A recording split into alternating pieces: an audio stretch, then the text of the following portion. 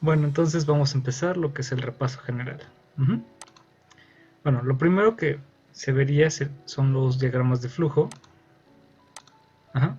Los diagramas de flujo, como recordarán, son representa la esquematización gráfica de un algoritmo y este tiene como objetivo representar gráficamente las distintas etapas de un proceso y sus interacciones para facilitar la comprensión de su funcionamiento.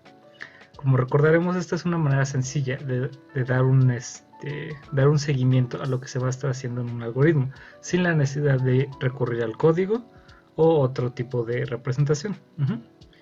Como recordaremos, los bloques que utilizamos son estos.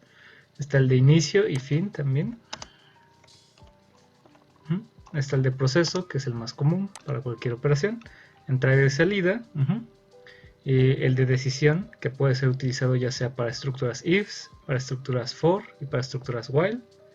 Decisión múltiple, que puede ser utilizada para estructuras switch, que nosotros no utilizamos, pero que, bueno, en otros lenguajes sí se dan, ¿no? Aquí también se puede utilizar para representar ifs continuos, ¿no? De diferentes opciones. El bloque para impresión y el de subproceso, que básicamente representa las funciones que nosotros podemos generar. Bueno, pseudocódigo. El pseudocódigo es un lenguaje de descripción de algoritmos. El uso de tal lenguaje hace el paso de codificación final relativamente fácil, lo cual se debe a la similitud que tiene ya con el código que nosotros utilizamos. Este pseudocódigo no puede ser ejecutado por una computadora, es meramente para la parte de visualización, para la parte de comprensión del algoritmo, y tiene la ventaja de que en su uso es, es su uso en la planificación de un programa. El programador se puede concentrar en la lógica y en las estructuras de control y no preocuparse de las reglas de un lenguaje específico. De esta manera podemos ir planteando un algoritmo y su funcionamiento sin preocuparnos de qué función se utilizaba, qué, qué sintaxis tengo que utilizar, qué orden tengo que utilizar. Es una manera más sencilla de escribir el código y nada más con el fin de entender qué quiero hacer, en qué momento. ¿Ok? Para esto existen cierto número de palabras reservadas, como tenemos aquí: inicio, fin, leer, escribir, mientras, hacer, si entonces, si no, sí, entonces. Que bueno, algunas tienen su traducción casi directa, por ejemplo el input o argumentos, los prints, whiles y for, el hacer para cualquier operación matemática, el if, el else y el if, ¿no? Para el inicio y el fin, pues en realidad en programación no son necesarios indicarlos. En algunos casos, sale en la mayoría de los casos. Por ejemplo, en las funciones y eso, pues ahí sí se tiende a decir dónde empieza y dónde termina, ¿no? Pero en la mayoría de los casos no necesitamos un fin ni un inicio. Ok, bueno, aquí les presento como una comparativa de lo que sería el pseudocódigo, el código y el diagrama de flujo. Estos tres son utilizados ahorita para describir exactamente el mismo algoritmo. Aquí pues podemos ir viendo como las comparaciones, ¿no? Por ejemplo, aquí tiene hacer s igual a 0, que es la inicialización de una variable llamada s. En el código también la tendremos y en el diagrama de flujo también. Mientras tanto, aquí en el pseudocódigo tenemos igual k igual a 1. Sin embargo, ¿qué pasa? ¿Para qué vamos a utilizar k? K la vamos a utilizar para un ciclo de mientras. Y este dice que se va a ocupar hasta que sea menor o igual a 10. Y dentro del ciclo se va a estar haciendo un incremento de 1. Entonces la manera más simple de representar eso en un código sería a través de un for. Igual, k va a empezar en 0, bueno, en 0 o en 1, ¿sale? Dependiendo de cómo lo pongamos. Aquí empezaría idealmente en 0 y va a llegar aquí hasta 9, ¿sale? Aquí, por ejemplo, el pseudocódigo decía menor o igual a 10, pero eso lo hace para que se generen 10 ciclos. Para que esta sección de código se realice 10 veces. Y estamos de acuerdo que si aquí pongo un for desde 0 hasta 10, los cuales iría cambiando el valor de k de 0 a 9, pues igual serían 10 ciclos. ¿Estamos de acuerdo? ¿Sí? ¿Por qué se hace ese pequeño cambio? Ahí es cuestión de cómo van a interpretar algunas cosas, ¿sale? Y también del tipo de lenguaje que estén trabajando. A veces aquí se empieza desde 1 porque algunos lenguajes sí empiezan el conteo desde 1. Sin embargo, en Python, pues nosotros sabemos que el conteo empieza desde 0, entonces siempre va a ser más cómodo que nuestros for, nuestros ciclos, también comiencen en 0. Mientras tanto, bueno, si checamos el diagrama de flujo, pues es incluso una traducción más sencilla. Vean, aquí teníamos k igual a 1, aquí también tenemos k igual a 1. Tenemos nuestro ciclo, aquí también tenemos nuestro ciclo, nuestra comparación, ¿no? Tenemos un incremento, acá también tenemos nuestro incremento. Bueno, finalmente, bueno, aquí pone el mientras, que sería para finalizar el ciclo. Aquí en el código, pues no se utiliza en realidad. Y también los diagramas de flujo, pues no se coloca, salvo se coloca la condición no, ¿verdad? Ya cuando se termina. En realidad no tienen un bloque o alguna línea que represente el final. Después se tiene lo que es aquí, escribir S, lo cual se traduce de manera muy sencilla a un print S, y igual aquí con el bloque de imprimir para S. Igual, fin no tiene traducción directa, pero recuerden que nosotros utilizamos el z igual a 0, y acá en el diagrama de flujo también existe el bloque de fin. Aquí su compañero dice que me hace falta esta, ¿no? De k es igual a k más 1. Ok. Sí, bueno, en efecto, ¿no? Esta no está aquí presente en mi código. ¿Sí? Está implícito, ¿sale? No la escribimos porque si no estaría dando como que doble incremento, ¿no? Le sumamos 1 nosotros y luego el ciclo le suma otro 1, pues ya se está sumando 2, ¿no? Entonces... Es con el while en el que sí se debería de poner k es igual a k más 1, ¿no? Ajá, sí, esa sería una traducción más directa del pseudocódigo, pero pues también sería como que innecesario. Ajá. Por ejemplo, aquí podríamos poner, bueno, déjenlo aquí. Por ejemplo, si aquí pusiera, aquí tendría que poner todo así de while, bla, k es menor a 10, k es menor a 10. Aquí tengo que poner también inicializar k como 0, y aquí tendría que poner k igual a k más 1. Vean, aquí se puede ver que es un poco más directa la traducción. Tengo la igualación, tengo la condición, tengo el incremento, ¿no? Pero al final tuve que poner más líneas de código, ¿no? Entonces, se puede, pero es como que tengo un método más sencillo y que me ocupa menos líneas, ¿no? Esto va a funcionar, por supuesto. Solo es una consideración que pueden hacer, mejor reemplazar todo esto por un for. Ok, entonces el siguiente tema ahora sí era el de algoritmos. Bueno, como les decía, un algoritmo es el método para resolver un problema a través de una serie de pasos precisos, definidos y finitos, ¿no? Los ejemplos de estos pues son como instrucciones, por ejemplo, para montar o construir algo, una receta de cocina, algún proceso matemático. Entonces pues son, todas estas pues requieren que se siga paso a paso en un orden determinado, si no pues no va a salir, ¿no? Bueno, nosotros como las hemos estado utilizando, nuestros programas, los algoritmos los estamos tomando como subproblemas o subprocesos de nuestro proceso principal. Entonces comúnmente vamos a tener un proceso principal, como lo es que tenemos un inicio, se llama a un subproceso y luego se imprime un resultado. Por otra parte, acá tendríamos al subproceso, que simplemente realiza lo que es una suma. Entonces, está definido por el nombre suma, toma argumentos A y B. Aquí, igual que en la sesión, pues les puse el contorno de tono azul para que sepan que son entradas. Se realiza una operación matemática de C igual a A más B y se regresa un valor de C.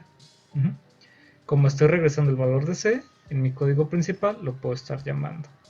Entonces, bueno, ya pues tal cual para las funciones son una sección de código que solo se ejecuta cuando es llamada, tal como lo vimos en el ejemplo, y una función es capaz de tomar datos de entrada, conocidos como parámetros, o también argumentos, y de regresar uno o más resultados. Recuerden, esta es la estructura básica de lo que sería una función. Lleva la palabra definida def, luego un nombre específico y la cantidad de argumentos que nosotros deseamos, separados por una coma. Dentro de este se encontraría un proceso y al finalizar el proceso pues tenemos la opción de utilizar la función return para regresar algún dato, alguna salida. Bueno, por otra parte estaba el desarrollo de librerías, que como recordarán son que es un conjunto de funciones que pueden ser vinculadas a un programa. La principal diferencia que tienen conforme a un programa normal es que una librería no se espera utilizar de forma autónoma, sino que su fin es ser utilizada por otros programas independientes y de forma simultánea.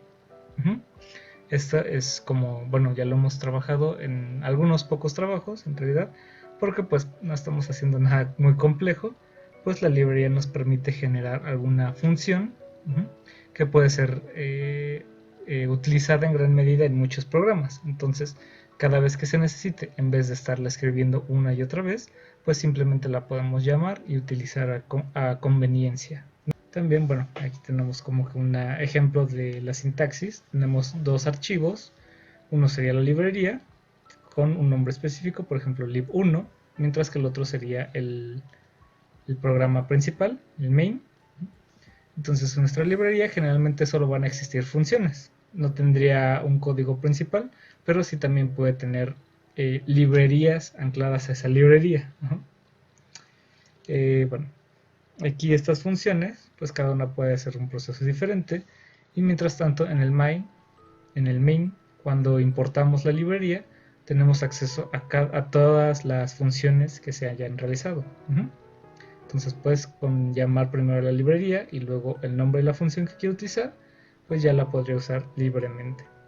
Luego pasamos a lo que eran los algoritmos aleatorios. También no los llegamos a utilizar mucho, fue algo muy simple, pero pues ahora sí que es más que nada para que ustedes se vayan también enterando de todas las cosas que se pueden hacer, ¿no? Bueno, un algoritmo aleatorio no requiere que los resultados intermedios de cada paso de la ejecución estén definidos de manera única y dependan solo de las entradas y los resultados de los pasos anteriores. Como recordarán, una función, una de las características de una función es que los pasos intermedios tienen que depender de la entrada. Si la entrada cambia, esos pasos intermedios también deberían cambiar. ¿Sale? Entonces, por ejemplo, si yo tengo la entrada a un valor por ejemplo de 5 a un programa, mi salida debería ser por ejemplo 10, y siempre que yo ponga un 5 la salida tiene que ser 10. Aquí con los algoritmos aleatorios, pues como recordarán, yo puedo poner yo podría mandar mi 5, ¿no? Pero mi resultado a veces puede ser, no sé, un 11, un 3 o un 50. No habría una relación directa, siempre va a salir diferente. Y eso a veces nos puede ayudar en algunos casos que se necesita un poco más de agilidad con el programa, que no sea tan constante. Esto, bueno, los ejemplos más simples que les podría dar luego son, por ejemplo, en los juegos, por ejemplo, en juegos de cartas, en los juegos normales, cómo se mueve un enemigo y todo eso, ¿no? Entonces, si lo haces todo constante, pues vas a ver el patrón y fácilmente puedes ir diciendo, me muevo para acá, hago esto, va a salir esto, ¿no? Entonces pues es algo que se puede ir modificando. Para su uso se utilizaba la función randRange, que pertenecía a la librería random. Como parte de la librería, pues se podía llamar nada más a la función y delimitar el rango en el que se quería trabajar. Por ejemplo, hay de 0 a 10 y me podría dar cualquier número aleatorio que se encontrara en ese rango, ¿no? Incluso también se podría agregar un tercer argumento que me permitiría definir el salto de los números, ¿no? Si yo le diré aquí 0.5, entonces ya me pueden salir no solo 0 y 1, también ya me puede salir 0.5, 1, 1.5, etcétera. Cosas sencillas. Bueno, pasando a eso sería el análisis de algoritmos, que era como que el último tema pesado que vimos. De ahí no se preocupen, de verdad, no les vamos a estar preguntando nada muy complejo. Me parece que ya todos debieron haber hecho su cuestionario del día jueves. Bueno, que se cerró el día jueves, en donde pues ya les preguntaba directamente de estos y pues como recordarán eran cosas muy sencillas comparado a lo que estábamos viendo, ¿no?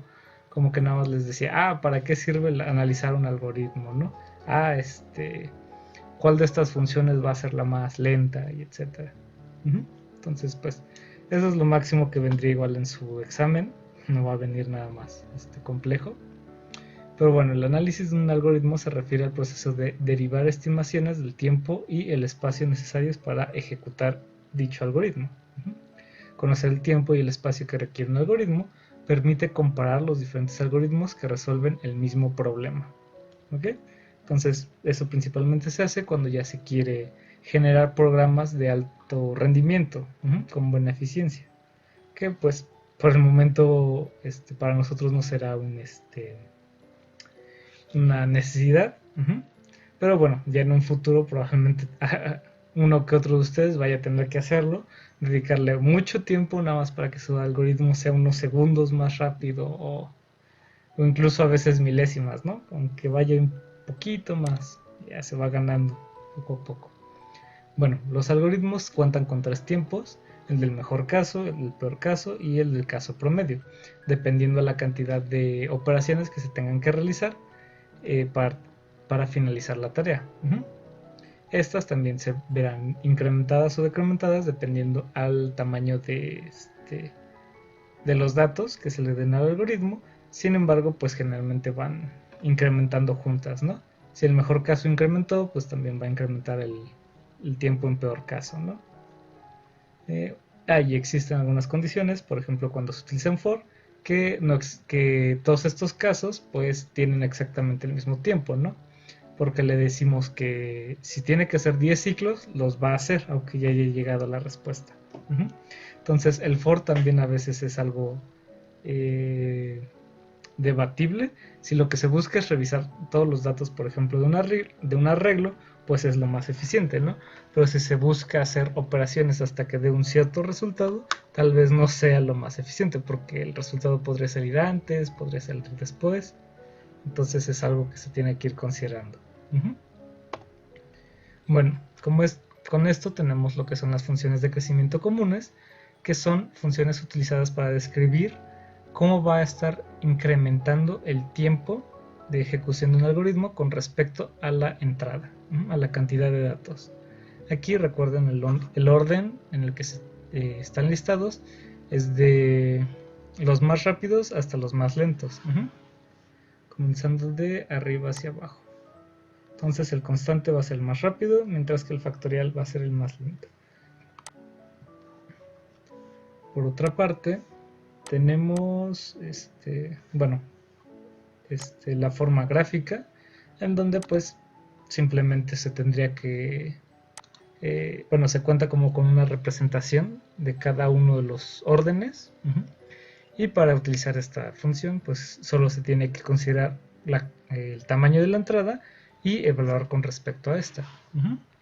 Entonces, si el tamaño de mi entrada es, por ejemplo, si n es igual a... ¿qué les gusta? A 5, bueno, a 4. Me preguntan cuál es la más lenta. Pues yo aquí puedo dibujar una línea y revisando, ¿no? De ahí sé que y igual a 1, bueno, la lineal, no, esperen, la constante creo que sería la más rápida, ¿no? Sería de inmediato. Mientras que la cúbica y la de 2 a la n serían las más lentas, teniendo exactamente el mismo tiempo. Ahí es como que donde se cruzan. ¿Sale? Pero bueno, fuera de eso su funcionamiento es muy sencillo para entender el tiempo que estaría tardando más o menos un algoritmo. Por otra parte, bueno, hasta aquí alguien dudas, preguntas, algo que no les haya quedado claro. Ok, si aquí n fuera 1, n igual a 1, pues más o menos, por ejemplo, aquí se dibujaría mi línea y por ejemplo esta de n igual al logaritmo de n y esta de logaritmo de n no se pueden aplicar porque esas son para cantidades mayores o iguales a 2. Entonces de por sí estas van a estar descartadas con esa cantidad de datos. Generalmente no se van a dar. Sin embargo, en los otros casos, pues sí, por ejemplo, aquí es en la n cuadrada y en la n y en la de 1, pues sí tendrían en efecto el mismo tiempo, ¿no? En el único que va a variar es en 2 a la n. Esto se ve pues por la misma expresión matemática que está representando la función, pues no empieza desde el mismo punto. Entonces aquí esta sería la más lenta. Como podemos ver, intersecta acá hasta 2. Mientras que las otras 3 chocan en el mismo punto, ¿no? Bueno, ya venía aquí el punto más complicado, ¿no? Que a algunos todavía se les dificulta un poquito, que era el cálculo del orden. Esto pues en realidad solo define a qué orden va a pertenecer una función. Esta, por ejemplo, la función que se ve en pantalla debe representar el tiempo que le toma a un algoritmo ejecutarse. Aquí lo que se busca principalmente es comprobar estas dos condiciones, ¿no? O de g de n y omega de g de n. Y para comprobarlos tenemos que cumplir con una forma de f de n, que sería nuestra función original, menor o igual a una constante c1 por g de n, que sería la función del orden. Lo mismo para el caso de... bueno, esta es la acotación por arriba.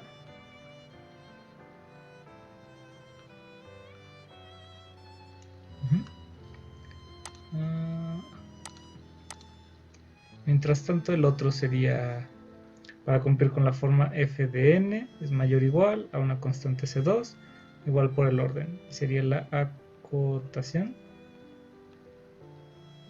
por abajo.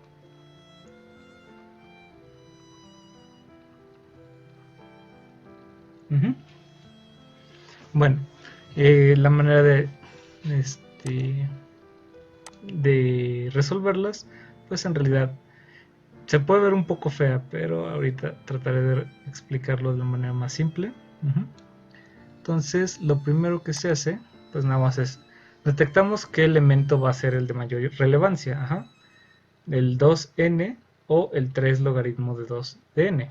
En este caso es el 2n, ahí si revisan su tabla, tiende a tardarse más. Entonces lo primero que haríamos sería generar esta igualdad de 2n es más 3 log de 2 de n menor o igual a 2n más 3n. ¿Sale? Lo único que hice fue reemplazar el logaritmo. Bueno, lo que trato de hacer es alcanzar que nuestra función tenga esta forma. Entonces para eso tomé el elemento de mayor relevancia, que sería 2n, y nada más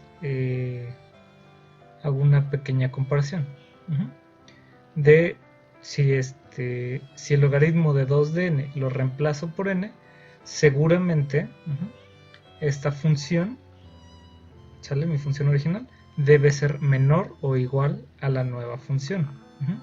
¿Por qué? Porque aquí tiene en los dos términos el elemento más relevante. Entonces, en teoría, si yo llegara a evaluarlas con respecto a una n, un número, esta función me debería dar un número más grande. ¿Sí? Por eso puedo hacer esta equivalencia. De hecho, creo que lo podemos probar. Por ejemplo, ¿qué pasa si yo digo n es igual a 2?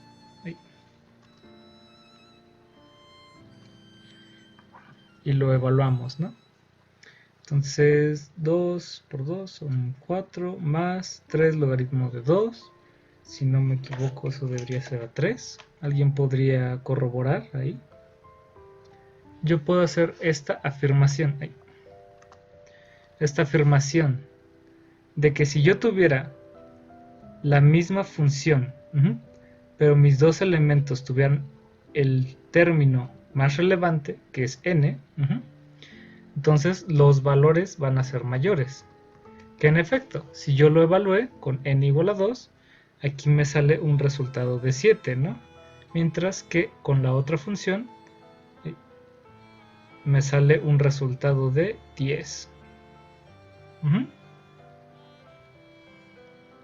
¿Sale? Nada más es como que, bueno, ahorita esto lo utilicé para justificar por qué puedo hacer esta igualación. ¿Ok? Estoy suponiendo una función que va a ser mayor a la que yo tengo originalmente. Entonces, pues de aquí se puede continuar despejando, queda como 2n más 3 logaritmo cuadrado de n menor o igual a 5n, y si se dan cuenta, aquí ya tengo la estructura que yo quiero. Función original, símbolo de menor o igual, una constante que sería 5 y mi función de orden que sería n, ¿sí?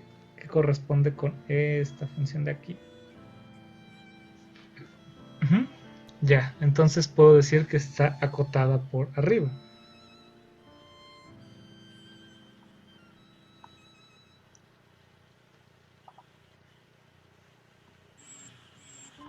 Mientras tanto, bueno, si hago lo mismo por el otro lado, quiero encontrar una comparación que me diga que bueno, más bien lo que quiero encontrar es una función que al compararla con mi función inicial me vaya a decir que es menor, ¿sale? Entonces, ¿qué es lo que hago? La manera más simple de asegurar que va a ser menor es si le quito un término, ¿no? Entonces yo puedo poner aquí 2n. Y sin importar con qué valor evalúe de n, esta nueva función siempre va a ser menor, ¿no? Porque le falta un término con respecto a la original que yo tenía. Bueno, a partir de esto, pues ya nos podemos dar cuenta, igual, ya tengo mi función original, la comparación de menor o igual, una constante y el orden. Ya ahí ni siquiera tengo que hacer nada, ¿no? Bueno, algoritmos recursivos, ¿no? Era la última parte. Son funciones que se invocan a sí mismas. Entonces, estas funcionan de la manera de divide y vencerás, en la que el problema se descompone en problemas del mismo tipo que el problema original. Aquí el ejemplo más simple que yo les había dado era una función factorial. ¿Por qué? Bueno, porque este es el más simple. Esto se debe a que en realidad, como pueden ver, solo consiste en multiplicaciones, ¿sale? No importa cómo se separe o se simplifique, solo son multiplicaciones. Es la misma acción para todo. Entonces, pues la idea era, ok, tengo todas estas multiplicaciones, pero ¿qué tal si no las puedo hacer todas? Entonces recurro a lo que sería una sola multiplicación, ¿sale? Que sería 5 por 4 factorial. ¿Por qué por 4 factorial? Porque el 4 factorial serían todas estas multiplicaciones. Sería 4 por 3 por 2 por 1. Como pueden ver, aquí ya solo sería una simple multiplicación entre dos valores. ¿Cuál es el problema? No conocemos cuál es el valor de 4 factorial. Lo desconocemos. Entonces, ¿qué pasa? Este se volvería un subproblema que, bueno, ahora tendremos que solucionar, ¿no? La manera más sencilla sería igual utilizando una sola operación, que sería 4 por el factorial de 3. Igual, una sola multiplicación entre dos valores. Sin embargo, mismo problema, no conocemos cuánto vale el factorial de 3. Ok, se vuelve en un nuevo subproblema. Entonces 3, el factorial de 3 sería 3 por el factorial de 2. Otra vez una simple multiplicación, pero sin conocer igual factorial de 2. Y ya finalmente pasamos a 2 por el factorial de 1. Y aquí ya llegamos a un punto interesante. Igual sigue siendo una multiplicación, pero ¿qué pasa? El 1, bueno, el factorial de 1 es 1. Ya no hay más, ya no se puede seguir dividiendo. Llegamos al final. Entonces, ¿qué pasa? Lo único que haría sería decirle, bueno, reemplaza el 1 aquí en el factorial, ¿no? Entonces este pasa a ser un 1. 1 por 2, 2, va. Ya sé cuánto vale el factorial de 2, ¿no? Entonces lo puedo reemplazar aquí. 2, va. Entonces ya también sé cuánto vale el factorial de 3. Que lo puedo reemplazar aquí, sería 6. Y ya, ahora ya sé cuánto vale el factorial de 4. 6 por 4 serían 24. Y ya nada más es una multiplicación sencilla, ¿no? 24 por 5. Y ese sería el factorial de 5. Que bueno, es igual a 120. Si se dan cuenta, yo solo estuve haciendo, bueno, como estaba planteado arriba, solo estuve haciendo multiplicaciones y multiplicaciones.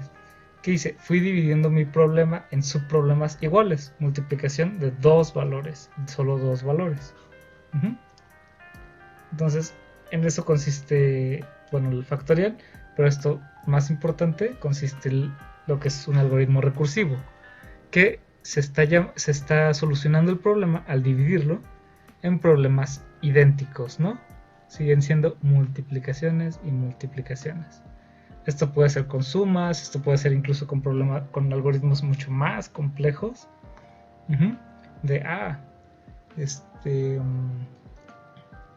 ¿Cómo que podría ser un algoritmo recursivo?